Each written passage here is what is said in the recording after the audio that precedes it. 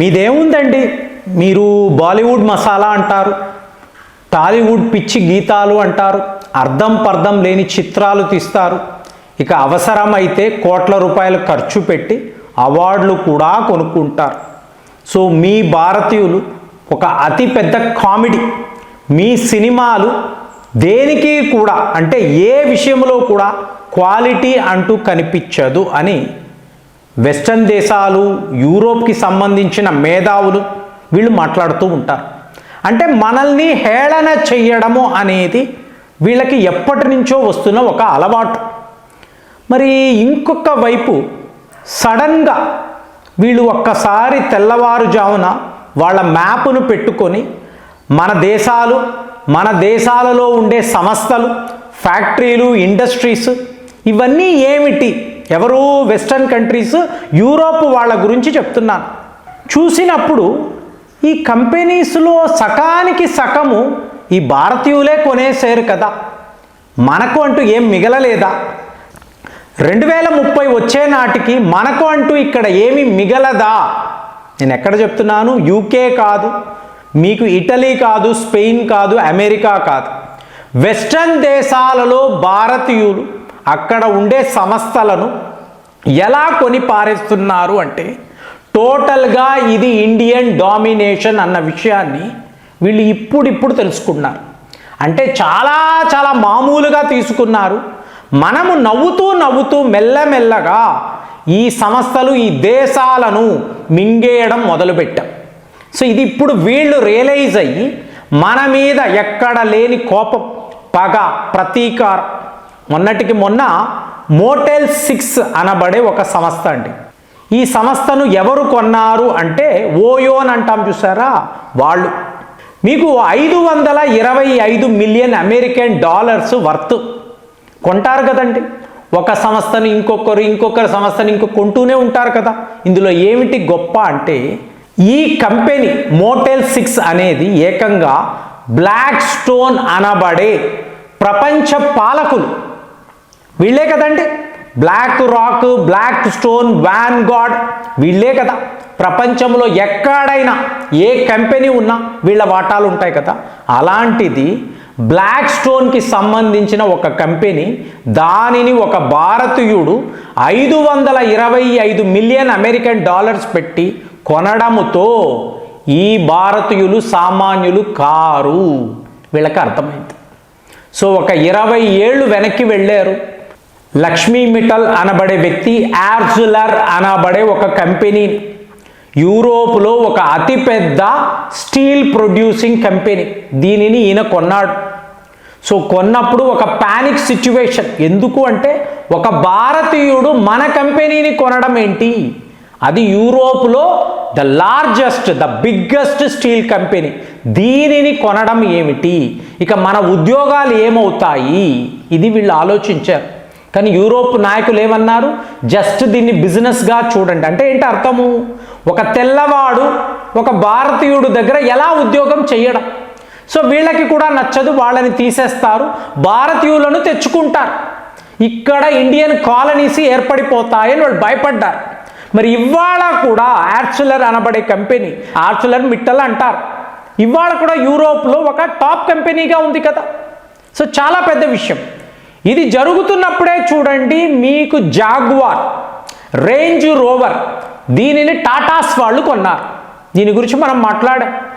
అంటే మీకు యూకే యొక్క ప్రధానమంత్రి మా దేశము ఎంత గొప్పది, ఎలాంటి బ్రాండ్స్ మా దేశంలో ఉంటుందనడానికి రేంజ్ రోవర్ పక్కన నిలబడి ఫోటోలు తీసుకునేవాడు.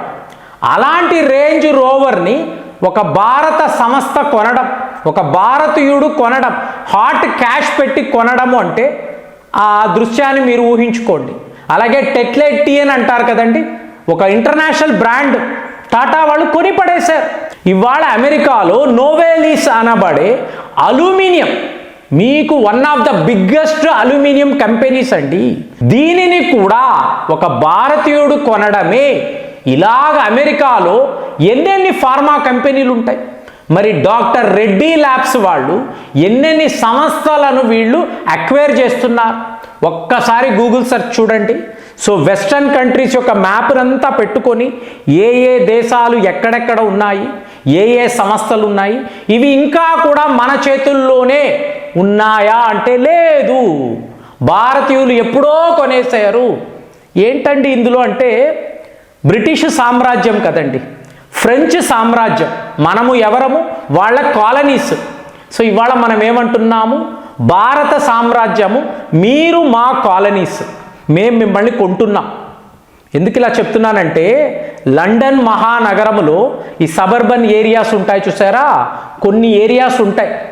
ఆ రోజుల్లో మీకు మహారాజులు మహారాణులు మాత్రమే తిరిగేవాళ్ళు. ఇవాళ మన భారతీయులు అక్కడ తిరుగుతున్నారు.